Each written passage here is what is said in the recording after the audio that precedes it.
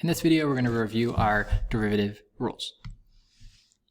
So when we first started out learning derivatives, we learned that the derivative is this limit. And what was this? It started out like this.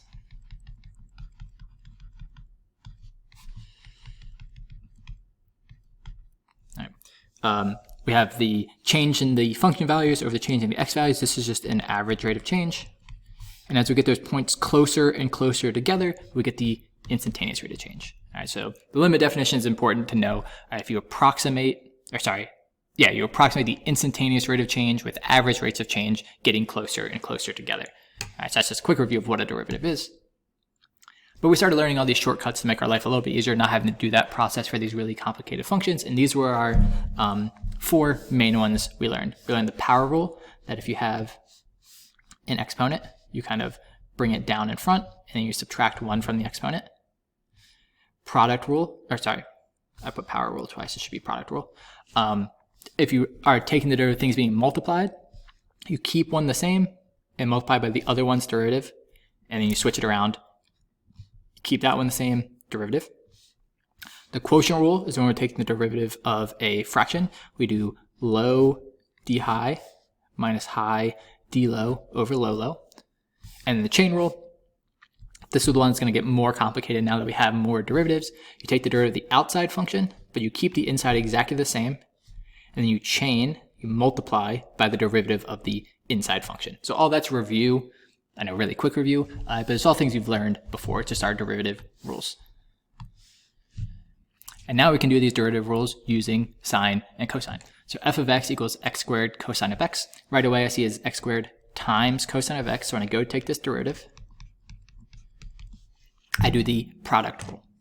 All right, so product rule, first thing I'm doing, I'm going to keep x squared the same and just rewrite it. And I'm going to multiply that by the derivative of cosine. We just learned the derivative of cosine is negative sine. And then I'm going to add. Now I switch. Now I keep cosine the same. I'm going to multiply that by the derivative of x squared, which using the power rule is 2x. And chances are you wouldn't see it written like this as your final answer. You'd probably see it written like minus x squared sine of x plus 2x cosine x. All right, the simplifying is not a huge thing for right now. That's just the way you might see it written. But it's knowing multiplying, do the product rule, and just keep track of all your pieces. Next example, g of x equals sine of x squared plus 1. Right away, I see parentheses with something on the inside tells me this is a chain rule problem. So when I go to find my derivative, I go from outside in. So the first thing is I don't care about what's on the inside. The thing on the outside is sine. And the derivative of the sine function is the cosine function. And when you're doing the chain rule, the first step, you keep the inside the same. All right, so now I did the outside chain. I kind of ignore sine because I've already did that part of the chain rule. And now I chain the derivative of the inside, which is 2x.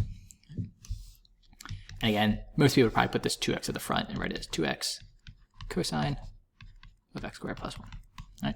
But sine and cosine are one of the nice ones that has the parentheses, so it's kind of obvious when it's a chain rule. When there's something inside those parentheses, you have to do the chain rule when you're taking its derivative. All right, one last example, derivative of tangent of x. All right, we haven't learned this one yet. So how could we just take the derivative of tangent? We don't know what it is. We could go and look at the graph and do tangent lines. But there is one thing we know. We know that tangent is sine over cosine. All right, just the definition of tangent, it's the sine divided by the cosine. And now I can figure out what the derivative is by doing the quotient rule. So low d high, the derivative of sine is cosine, minus high d low, derivative of cosine is negative sine, all over low low, which is the original bottom, squared. Okay. Now we can do some simplifying. Obviously cosine times cosine is cosine squared. The two negatives cancel and we get sine squared all over cosine squared. And most people would think they'd have to stop there, but in fact, we can go a little bit farther. Cosine squared plus sine squared. This is called the Pythagorean identity. Whenever cosine and sine squared get added together, that's just 1. And this is technically a right final answer, but you won't see it like that. Most of the time, 1 over cosine is the same as secant. And we like writing secant because it's not a fraction. So we'll say the answer is secant squared. So in practice, in the long term, this is something you'd want to memorize. The derivative of tangent is secant squared. But if you ever forgot that, you can just do the quotient rule and get back to here. All right, but again, it's a lot of steps, so it's just easier to memorize. All right, so here's one for you to try on your own. All right, try to find the derivative of this function, p of x. I'll show you the solution in 3, 2, 1. All right, you can see my solution here, but this one's actually kind of, I was going to say a fun one again, but it's probably not fun for you. It's one of the first times we had a multiple chain rule problem. So whenever we see square roots, pretty much the first thing we're going to do is rewrite them as the 1/2 power, because it's really helpful for integrals and derivatives. All right, so if I rewrite this as the 1/2 power, this is what my function looks like. You see there's 2 sets of parentheses. I have this red set of parentheses and this yellow set of parentheses. All right. And since something's inside of something else, I do the chain rule. The first thing I do is take care of my outside function. So the 1/2 is just an exponent. I bring the 1/2 down, subtract 1/2 from the exponent, and I keep the inside the same.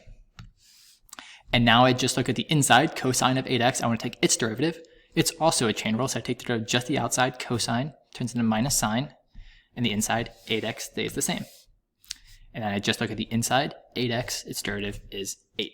All right, so this is the kind of double chain rule we haven't really had before, but now that we have sine and cosine, we can kind of put more things inside of stuff. We can get these kind of triple chain rule problems.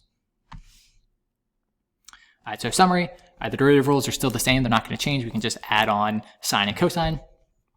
All right, chain rule is still not super crazy because you should still see parentheses pretty much every single time there's a chain rule involved. And then you just have to remember the derivatives of the other trig functions. We'll work on that in class to come up with all 4 of those, so we have all of our trig functions memorized.